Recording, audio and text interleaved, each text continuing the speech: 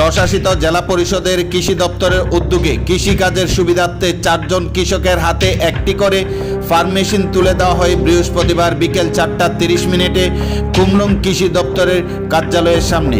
Farm machine বিতরণ অনুষ্ঠানে প্রধান অতিথি হিসেবে উপস্থিত ছিলেন প্রশাসনিক সংস্কার কমিটির চেয়ারম্যান বুবাগ্রা পদ্মুত বিক্রম কিশোর মানিক্য দেববর্মা। অনুষ্ঠানে অন্যান্যদের মধ্যে উপস্থিত ছিলেন এডিসি চেয়ারম্যান জগদীশ দেববর্মা, মুখ্য নির্বাহী সদস্য পূর্ণচন্দ্র জমাতিয়া, শিক্ষা দপ্তরের নির্বাহী সদস্য রবীন্দ্র দেববর্মা, বন দপ্তরের নির্বাহী সদস্য ভবরঞ্জন রিয়াং, তথ্য সংস্কৃতি দপ্তরের নির্বাহী সদস্য সোহেল দেববর্মা, পূর্ত দপ্তরের নির্বাহী সদস্য রনেল দেববর্মা, এমডিসি সদাগর কলই, ফলোদ্দন দপ্তরের নির্দেশক ডাক্তার ফণীভূষণ জমাতিয়া প্রমুখ। সভাপতিত্ব করেন এমডিসি গণেশ দেববর্মা। স্বাগত ভাষণ রাখেন কৃষি দপ্তরের প্রধান আধিকারিক জীবন দেববর্মা। উল্লেখ্য, আজকের অনুষ্ঠানে উন্নত জাতের আম গাছ রোপণ করেন অতিথিবৃন্দরা। সবুজ বনায়নকে বাদ দিয়ে মানুষ বেঁচে থাকা সম্ভব নয়, তাই এই বনায়ন ছাড়া দৈনন্দিন জীবনযাপন করা অসম্ভব বলে মত প্রকাশ করে বক্তব্য রাখেন এডিসি চেয়ারম্যান জগদীশ দেববর্মা। তিনি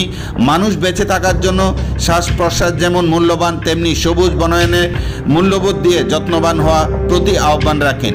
প্রত্যেকটি মানুষ বেঁচে থাকার জন্য নিজের দায়িত্ব ও কর্তব্য সম্পর্কে যত্নবান হয়ে সচেতনার সাথে অগ্রসর হওয়ার পরামর্শ দেন এডিসি মুখ্য কার্যনির্বাহী সদস্য পূর্ণচন্দ্র জমাতিয়া। উন্নয়নের গতিকে ত্বরান্বিত করার ক্ষেত্রে ঐক্যতার মধ্যে দিয়ে এগিয়ে চলার বিষয়ে গুরুত্ব আরোপ করেন তিনি আরও বলেন, ভবিষ্যৎ প্রজন্মে লক্ষ্যস্থলে পৌঁছানোর তাগিদে প্রত্যেককে এগিয়ে চলার আহ্বান রাখেন।